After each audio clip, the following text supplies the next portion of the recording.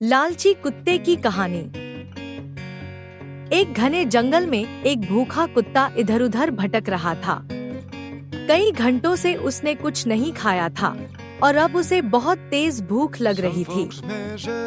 वह हर जगह खाने की तलाश कर रहा था लेकिन कुछ भी नहीं मिला। थोड़ी देर बाद उसे एक बेकरी की दुकान के बाहर पड़ा हुआ एक स्वादिष्ट रोटी का टुकड़ा मिला। कुत्ता खुशी से उछल पड़ा और जल्दी से उस रोटी को मुंह में दबाकर वहां से भाग गया। अब उसे बस एक शांत और सुरक्षित जगह ढूंढनी थी जहां बैठकर वह मजे से अपनी रोटी खा सके। रास्ते में उसे एक नदी का पुल मिला। जब वह पुल पार कर रहा था तो अचानक उसकी नजर नदी के पानी में पड़ी। उसने पानी में झांका और उसे वहां एक दूसरा कुत्ता दिखा जिसके मुंह में भी एक रोटी थी। असल में वह कोई दूसरा कुत्ता नहीं था बल्कि उसकी अपनी परछाई थी। लेकिन कुत्ते को लगा कि यह दूसरा कुत्ता उसकी रोटी से भी बड़ी और ज्यादा स्वादिष्ट रोटी लेकर खड़ा है।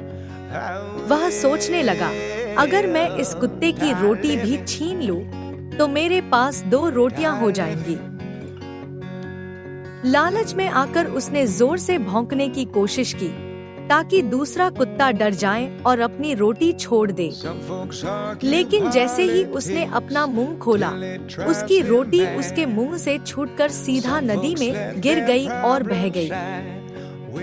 अब कुत्ता हैरान और उदास था।